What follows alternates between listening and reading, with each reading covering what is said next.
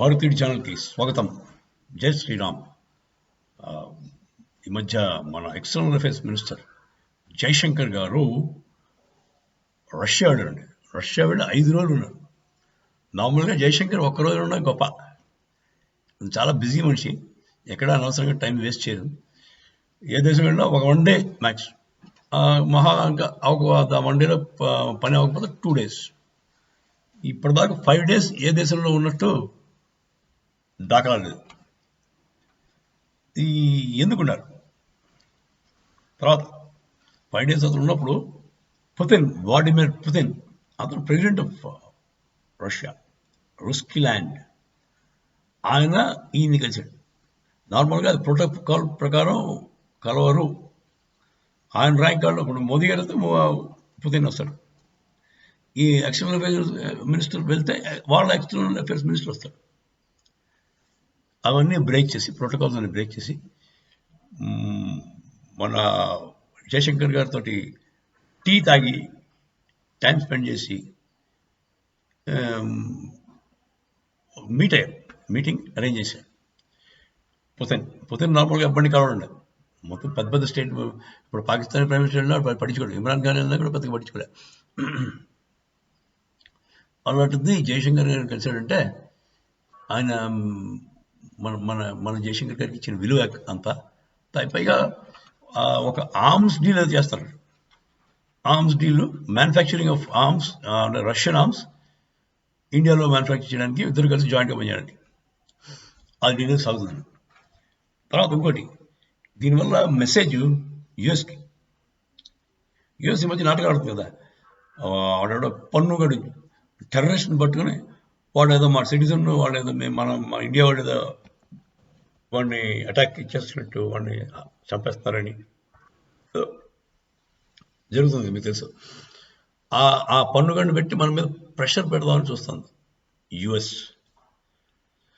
మొదట మన నాటోలో చాలామంది మేము చేరమన్నాం, తర్వాత ఏదో చాలా విధాలుగా ట్రై చేసింది. యుక్రెయిన్ వార్లో కూడా మన ఇన్వాల్వ్ అవ్వలేదు. సో ఫైనల్గా ఈ పన్నుగడిని పట్టుకుని మనం హెరాస్ చేద్దాం, మనం ఆర్మ్ ట్విస్ట్ చేద్దాం అనుకుంటాం.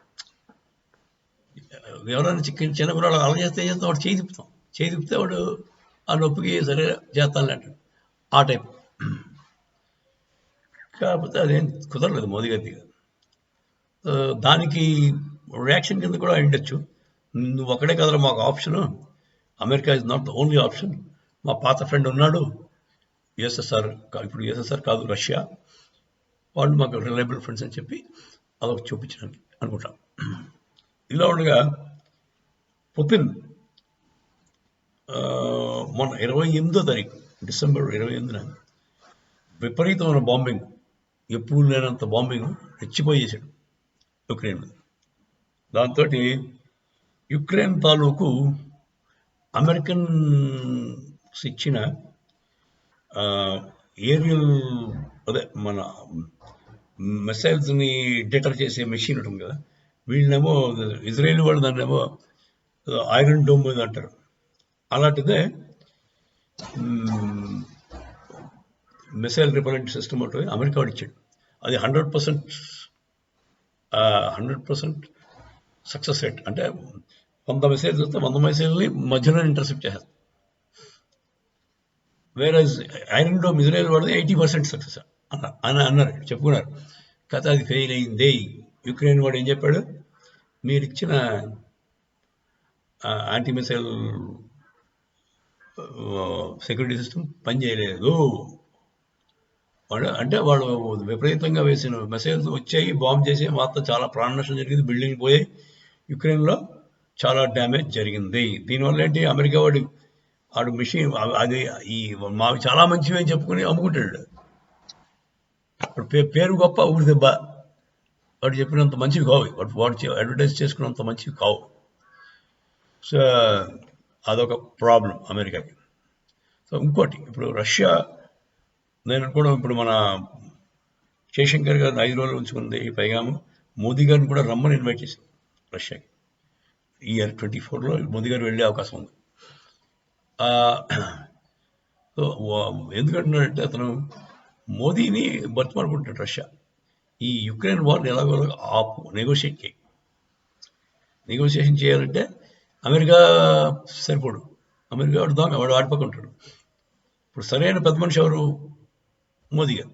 అటు ఇటు కాకుండా న్యాయంగా చెప్తాడని ఈ పుతిన్కి నమ్మకం. అంటే ఒకేసారి ఆపడం సగంలో ఆపేయలేం కదా.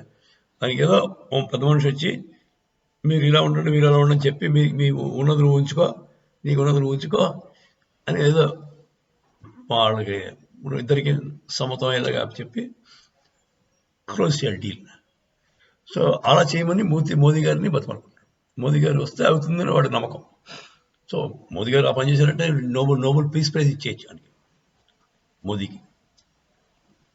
సో ఇదండి రష్యన్ సినారియో, అమెరికా వాడి ప్రాబ్లమ్స్, ఇండియా తోటి ప్లస్ యుక్రెయిన్ తోటి. అమెరికా ఇంకా హమాస్ వార్ అది నడుస్తుంది.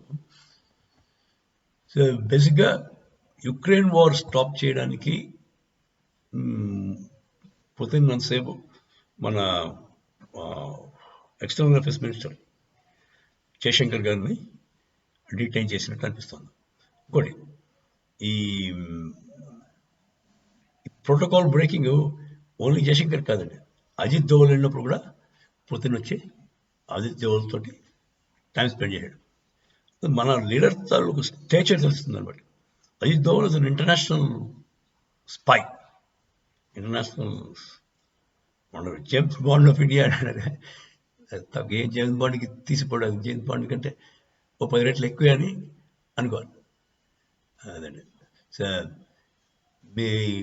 ఈ వీడియోని మీకు నచ్చినట్లయితే లైక్ చేయండి, షేర్ చేయండి. జై హింద్, జై శ్రీరామ్.